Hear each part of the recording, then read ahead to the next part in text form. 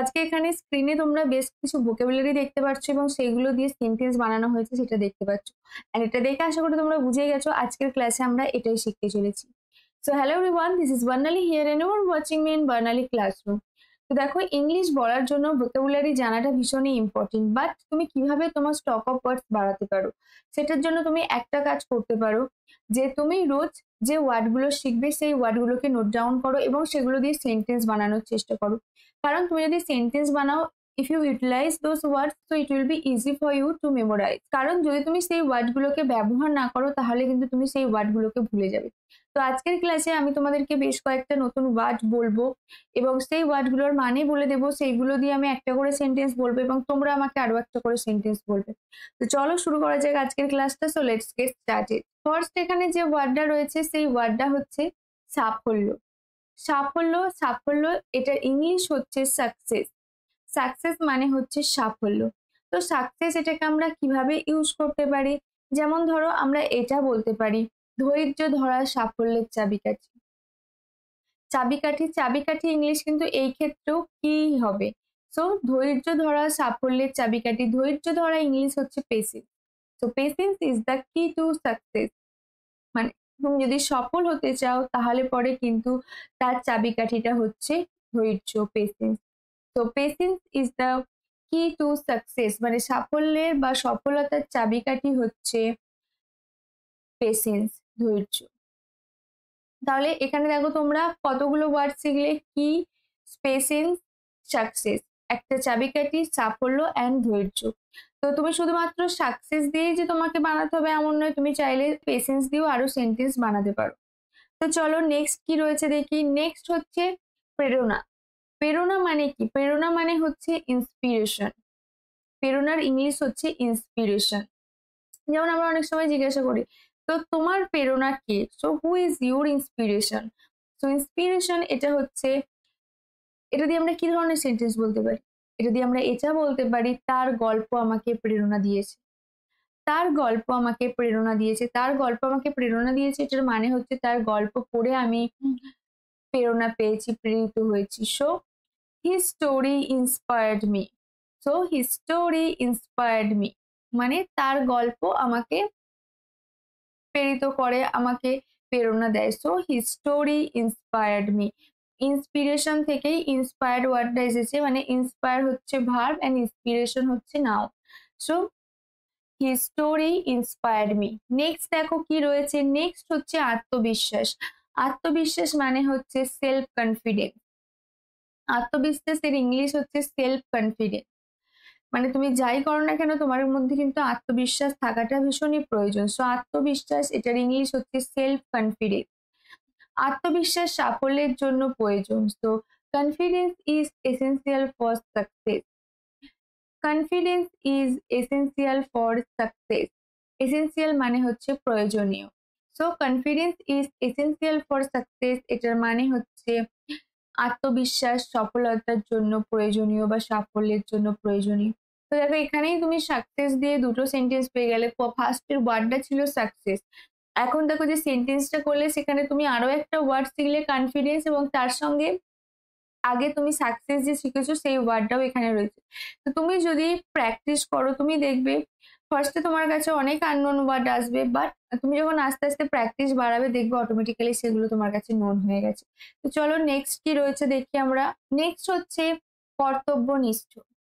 কর্তব্যনিষ্ঠ মানে হচ্ছে যে তার ডিউটি খুব ভালোভাবে করে। সো কর্তব্যনিষ্ঠ এটার ইংলিশ হচ্ছে ডিউটিফুল। ডিউটিফুল, কর্তব্যনিষ্ঠ। আমাদের কর্তব্যনিষ্ঠ হওয়া উচিত, আমাদের সবাইকারই উচিত কর্তব্যনিষ্ঠ হওয়া, নিজের কর্তব্য ঠিকঠাক ভাবে পালন করা। সো উই শুড বি আর dutiful. We should be dutiful মানে আমাদের উচিত কর্তব্যনিষ্ঠ হওয়া। So we should be dutiful. Dutiful মানে হচ্ছে কর্তব্যনিষ্ঠ। So we should be dutiful.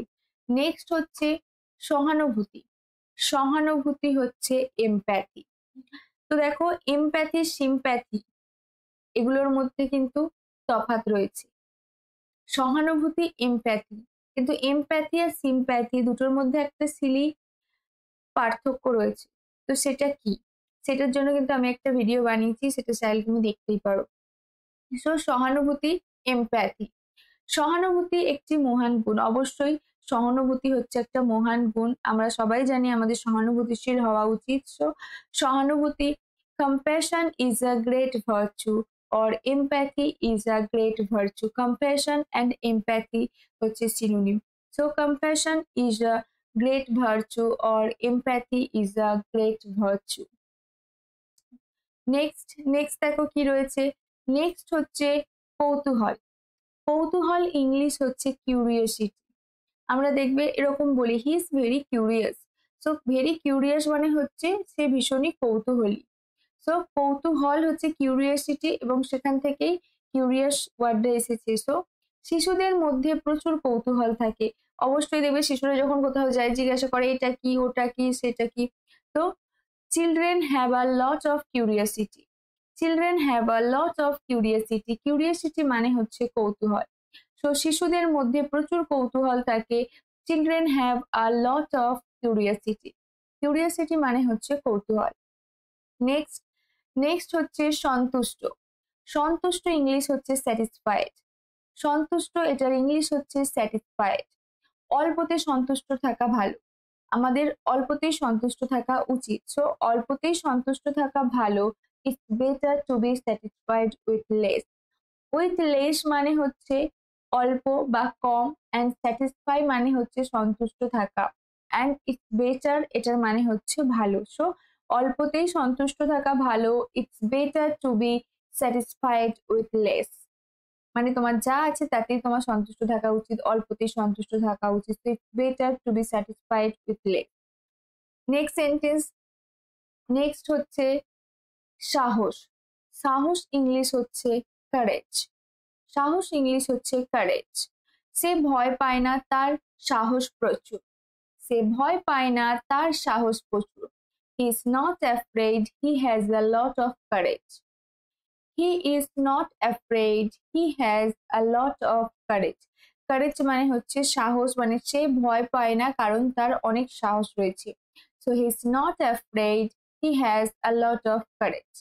Next কি, নেক্সট হচ্ছে প্রেরণা। প্রেরণা, প্রেরণা ইংলিশ হচ্ছে ইন্সপিরেশন। প্রেরণা ইংলিশ ইন্সপিরেশন আমরা আগেও শিখেছি, এবং এটার দিয়ে কি সেন্টেন্স আমরা করেছিলাম সেটা যদি তোমার মনে থাকে, তুমি যদি এই ভিডিওটা ফলো করছো তাহলে just let me no in my comment section. Next হচ্ছে সৃজনশীল। সৃজনশীল মানে কি? সৃজনশীল মানে হচ্ছে যে নতুন কিছু করতে ভালোবাসে। So creative. সৃজনশীল ইংলিশ হচ্ছে ক্রিয়েটিভ।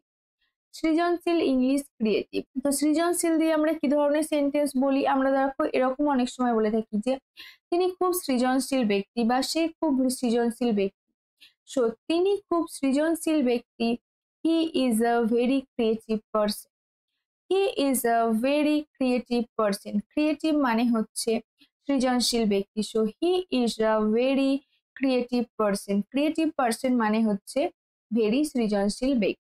সো আজকে আমরা কি কি ওয়ার্ড শিখলাম? আমরা শিখলাম trust, inspiration, self confidence, beautiful, empathy, curiosity, satisfied, courage, inspiration, creative. তো এই ওয়ার্ডগুলোকে জাস্ট নোট ডাউন করো, এর মানেটা নোট ডাউন করো, এবং এগুলো দিয়ে যত বেশি তুমি সেন্টেন্স বানাতে পারবে তত বেশি সেন্টেন্স বানাও। And if you want, you can send me those sentences. So if you like this video, then press the like button to get more videos. Follow me and do subscribe my channel.